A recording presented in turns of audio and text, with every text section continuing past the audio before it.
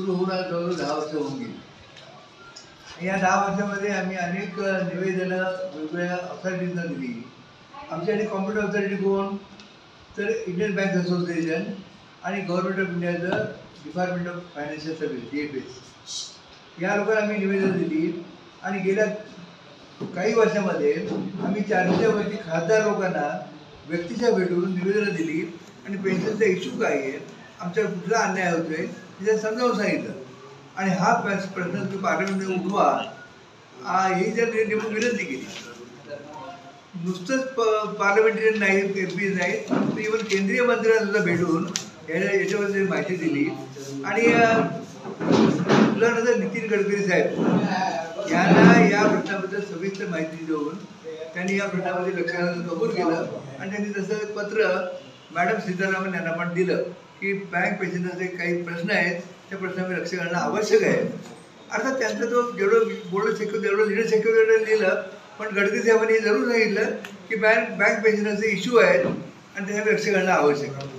आणि अशा तऱ्हेने आमचा लढा चालू आहे। पाटील साहेबांनी सांगितल्याप्रमाणे या लढ्याबरोबर मुख्य असं की आज आम्हाला जी रेग्युलेशन नाही आहे, आज इंडियन बँक असोसिएशन किंवा डिपार्टमेंट ऑफ फायनान्शियल सर्व्हिसेस किंवा अजून कुठली ऑथॉरिटी आज आम्हाला एक मान्यता प्राप्त देत नाही आहे, ते चुकीचं आहे। आमची संघटना रजिस्टर्ड संघटना आहे, शांतताप्रिय संघटना आहे, आम्ही कुठलाही हिंसाचार करत नाही।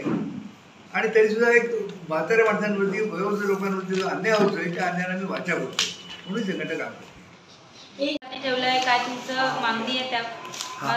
आमची ही आजची पत्रकार परिषद 4 आमच्या मोठ्या मागण्या आहेत। पहिलं आहे अपडेशन ऑफ पेन्शन, दुसरं आहे आमच्याशी बोलणी IBAने आमच्याशी करावं, तिसरं आमची जी इन्शुरन्स पॉलिसी आहे ती आमच्याशी डिस्कस करून आम्ही पेमेंट करतोय तर आमच्याशी डिस्कशन करून त्यांनी द्यावं, चौथी छोट्या मोठ्या काही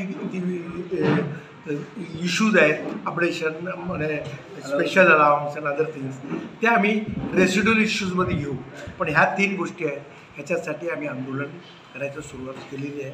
आणि त्या दिवशी आम्ही सर्व बँकेच्या लोकांना बोलवलेलं आहे आणि आमची अपेक्षा 1500 तर कमीत कमी लोक येतील आणि त्याचं एक डेलिगेशन सर्व बँकेचे लिडर्ससाठी आम्ही IBAला जाणार आहे। त्याला म्हणजे आम्ही कुठल्या पॉलिटिकल पार्टीमध्ये किंवा ह्याच्यामध्ये न सहभाग होता की सुरळीतपणे काहीतरी होईल या अनुषंगाने आम्ही करतो आहे। जर काही झालंच नाही तर आम्हाला विचार करावा लागेल। आम्ही जर सिनियर सिटीजनच्या फोरममध्ये गेलो जे 13 कोटी लोक आहेत तर ती एक वोट बँक होऊन जाईल, तो अजून आपण विचार केलेला नाही आहे का। म्हणजे आम्ही गव्हर्नमेंट सर्वंट असल्यामुळे आम्हाला वाटतं की आपण गव्हर्नमेंटशी निगडीत गोष्टी कराव्यात आणि त्याने आमचं काहीतरी समजून घ्यावं, याच्या व्यतिरिक्त आमच्याकडे काही नाही आहे।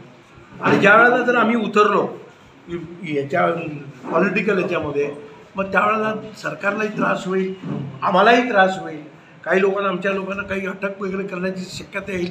आमची तयारी आहे, आम्ही उपोषण करायला तयार आहोत, पण आमच्या मागण्या एकच आहे, आमच्याशी जर ते निगडीत बोलणी करतील तर ह्या सर्व गोष्टींचा म्हणजे निवारा होऊन जाईल। आपण कुठे चुकत असू तर त्यांनी आम्हाला सांगावं, ते कुठे चुकत आहेत ते आम्ही त्यांच्या निदर्शनास आणू। वाटल्यास तुम्हाला काही गणित असेल तर ॲक्च्युरियन्सला आणून आम्ही बसून आम्ही त्यांच्याशी बोलायला तयार आहे। आमची सर्व तयारी आहे, फक्त एकच गोष्ट अशी आहे की ते आम्हाला अजूनपर्यंत यायला देत नाहीत, की कुठल्या एजन्सीज आम्हाला त्यांच्यापुढे जायला देत नाहीत, ह्याचा पण आम्हाला विचार करावा लागेल। आणि म्हणून आम्ही निदर्शन सुरू केलं आहे आणि आम्हाला गॅरंटी आहे की ह्या निदर्शनानंतर गव्हर्नमेंटला डोळे उघडावे लागतील, आमच्याशी बोलतील। काही म्हणायला मिळणार नाही चालेल, पण कमीत कमी आमच्याशी बोलल्यानंतर आम्हालाही समाधान असेल की हे मिळत नाही आहे, हे मिळेल, ह्या सगळ्या गोष्टी होऊन जातील। आणि त्याला एकच पर्याय आहे की बोल, आणि त्यासाठीच आम्ही हा प्रयत्न करतो।